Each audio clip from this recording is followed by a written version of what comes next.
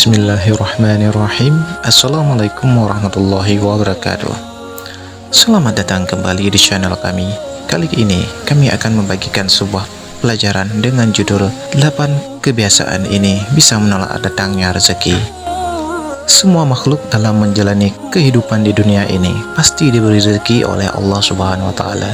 Jumlahnya pun sudah ditetapkan dan tidak akan tertukar. Rezeki bisa jadi berupa materi, harta, kesehatan, istri soleha, suami yang soleh, dan anak-anak yang baik, taat, dan patuh pada orang tua. Yang harus kita tahu adalah rezeki itu tidak datang dengan sendirinya, melainkan harus berusaha terlebih dahulu. Ada banyak usaha yang bisa kita kerjakan untuk menjemput rezeki dari Allah. Akan tetapi, perlu kita ketahui ada beberapa kebiasaan yang menurut kita sepele, namun efeknya justru bisa menghambat rezeki yang akan datang kepada kita. Padahal, mungkin kita tidak sadar melakukannya. Oleh sebab itu, mulailah berhati-hati dan koreksi diri apabila beberapa kebiasaan ini masih ada pada diri kita semua. Berikut ini ada beberapa hal yang bisa menjauhkan kita dari rezeki.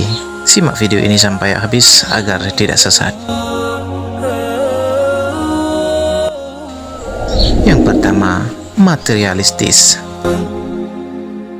Kebiasaan materialistis atau mengukur segala sesuatu dengan uang dan barang ternyata menjadi suatu sikap yang bisa menolak rezeki.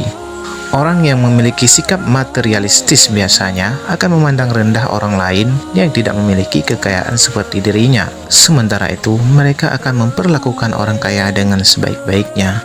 Padahal Allah Subhanahu wa Ta'ala tidak melihat hambanya dari seberapa banyak kekayaannya dan seberapa besar harta bendanya, akan tetapi Allah memandang hambanya dari segi keimanannya. Kebiasaan bersikap materialistis dapat membuat manusia mendewakan harta di atas segala-galanya. Hal ini tentu saja bisa menjerumus manusia tersebut kepada syirik, yakni salah satu dosa besar yang tidak akan diampuni oleh Allah Subhanahu wa Ta'ala sebelum benar-benar bertaubat dari kesyirikannya. Oleh karena itu, hindarilah kebiasaan menilai seseorang dari segala sesuatu dari segi kekayaan dan barang-barangnya. Sebab akan menjadi diri kita sombong dengan apa yang kita punya. Sedangkan kita tahu Allah sangat membenci hamba-hambanya yang menyombongkan diri.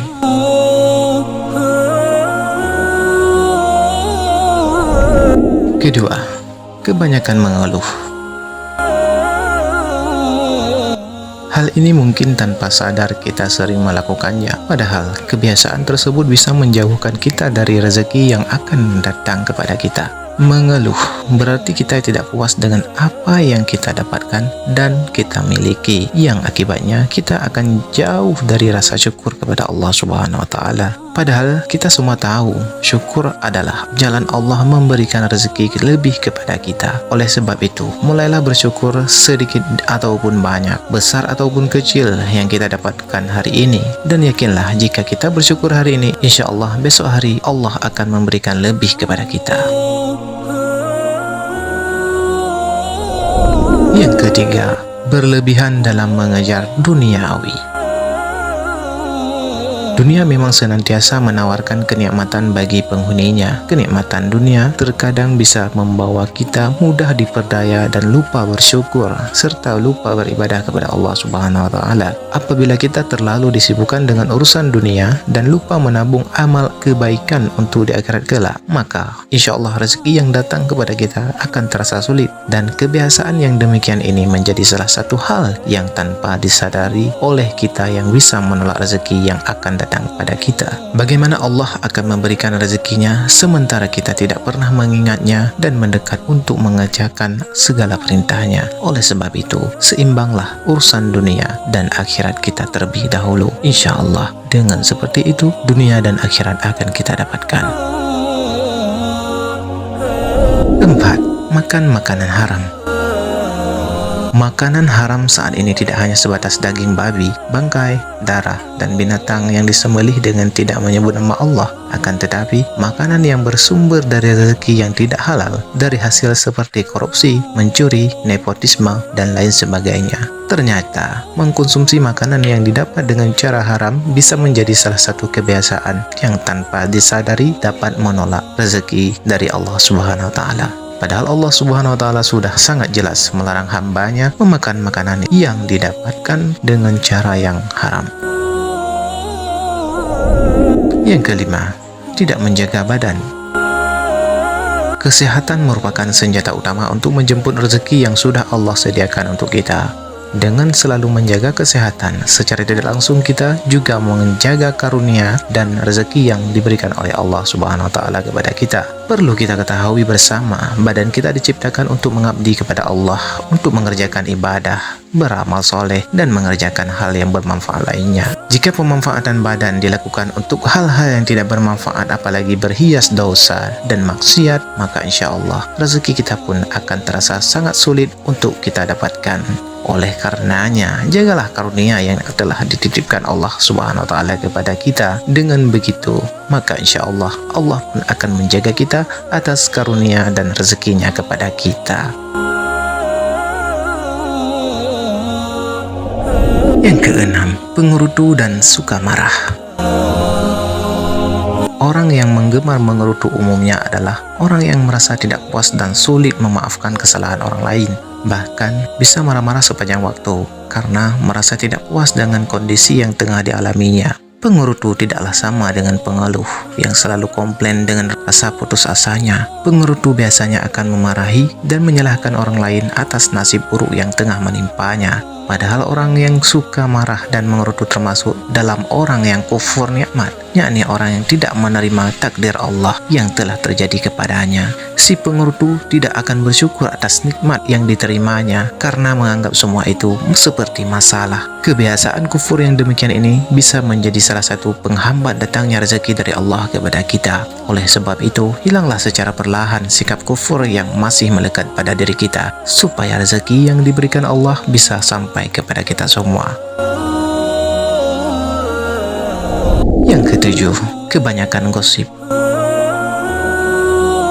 Bergosip atau gibah sudah menjadi salah satu kebiasaan yang marak terjadi saat ini. Tidak hanya di kalangan wanita saja, akan tetapi pria pun juga gemar bergosip. Bahkan sampai acara gosip di televisi selalu menarik rating yang tinggi. Hal ini dikarenakan banyak orang yang ingin mengetahui tentang kehidupan orang lain. Ketika kita bergosip, itu artinya kita telah menghabiskan waktu untuk mencela dan memperguncingkan kehidupan orang lain. Dan kebiasaan ini merupakan salah satu tanda bahwa kita sendirilah yang menolak rezeki dari Allah Subhanahu wa taala. Oleh karena itu, ada baiknya untuk menghindari kebiasaan bergosip dan mulai memperbaiki diri dengan mengerjakan hal-hal yang bermanfaat. Misalnya, kita menonton televisi, sebaiknya yang kita tonton adalah ceramah, mengikuti kajian, tausiah dan lain sebagainya yang bisa mendatangkan pahala. Insya Allah, dengan begitu rezeki kita semua bisa jauh lebih lancar. Yang kedelapan, ria dan pamer kekayaan. Tidak dapat dipungkiri bahwa banyak orang yang suka memamerkan harta kekayaannya dan amal kebaikan yang dilakukannya. Hal ini semata-mata untuk mendapatkan pujian dari sesama manusia. Padahal seharusnya semua perbuatan tersebut harus diniatkan untuk ditunjukkan kepada Allah Subhanahu wa taala. Kebiasaan ria dan suka pamer harta kekayaan ini bisa menjadi salah satu yang tanpa disadari bisa menolak rezeki seseorang. Karena secara tidak langsung, sifat ria atau suka pamer harta kekayaan merupakan sikapnya orang-orang sombong. Karena orang-orang seperti ini menganggap bahwa harta yang didapatnya selama ini adalah kerja kerasnya sendiri, hasil kepintaran yang mencari rezeki tanpa ada campur tangan dari Allah Subhanahu wa taala. Padahal semua rezeki yang kita dapat berasal dari Allah Subhanahu wa taala dan semuanya adalah titipan Allah Subhanahu wa taala. Ketahuilah bahwa Allah Subhanahu wa taala sangat membenci hambanya yang kerap ria dan memamerkan harta bendanya kepada orang semua. Itulah beberapa hal yang dapat menghambatkan rezeki kita dari Allah Subhanahu wa taala. Mudah-mudahan saja kita tidak tergolong dari hal-hal tersebut. Amin ya rabbal alamin. Dan mari kita selalu bersalawat kepada Allah Subhanahu wa taala agar nantinya mendapatkan syafaat dari baginda Nabi Muhammad sallallahu alaihi wasallam. Amin ya rabbal alamin. Wallahu a'lam bishawab. Wassalamualaikum warahmatullahi wabarakatuh.